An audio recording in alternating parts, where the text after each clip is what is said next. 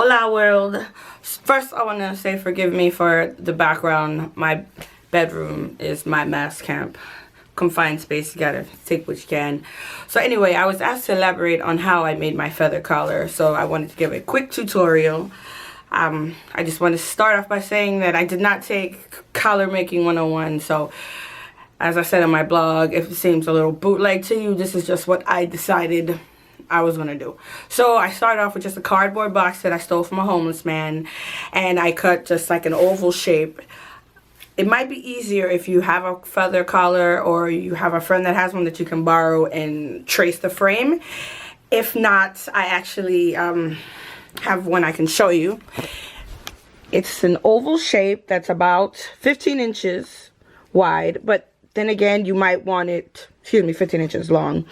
You might want it longer, you might want it wider. It's your choice. There's some that have very intricate designs and they aren't round at all. It's all up to you how you want to do it. So I made the oval shape and then I hot glued wire to it to give it some stability and so that I could bend it to go along my shoulders. Somewhere around here, just bend it along my shoulders. So that's the first step to this. And then what you're going to do after that is you're going to take a fabric and you're going to upholster it. Time to upholster. I just got a half of a yard of fabric. I'm going to lay it on here. It makes it a little easier if you cut the fabric instead of trying to just glue it all. It makes it easier to just cut it in half. You know, it doesn't have to be straight. Normally I use a lot of hot glue because it's just quicker, easier. But when it comes to gluing fabric, I think tacky glue is better.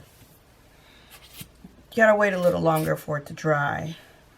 But something about using tacky glue on fabric versus hot glue, it stays longer, it's secure, and it's less lumpier.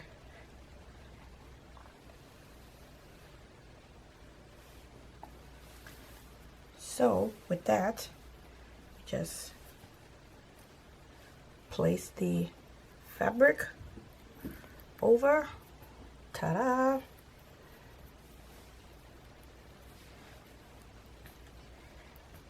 and cut the excess fabric later after it dries.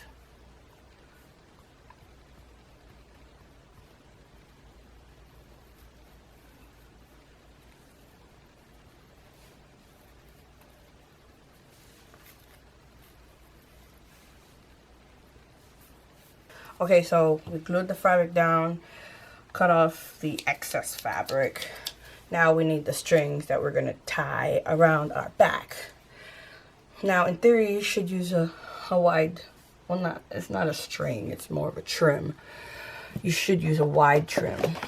But I don't have one, and I really just want to use what I have. So I have these two options of using this one or using this one.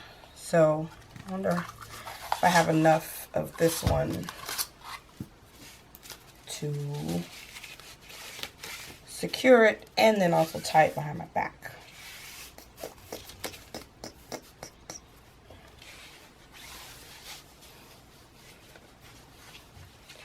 And I do. Whoop, whoop. So I'm just going to glue this sucker down. So as I'm gluing the feathers, I like to go back to the hot glue. And feather on a trim is the greatest thing since sliced bread. Can you imagine how easy it is to put down this versus laying down a couple hundred of these? This is just like a pain in the ass. This is amazing.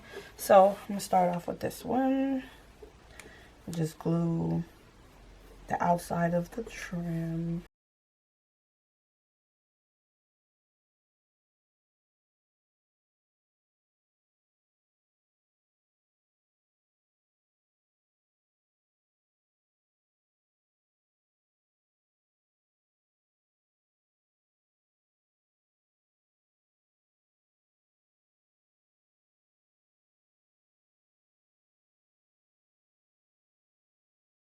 Okay, so now that I've put my silver trim on, I'm going over with a pearl beaded trim. And for this, I am using hot glue again, just because it's such a small surface and I don't want to get the tacky glue all over the place.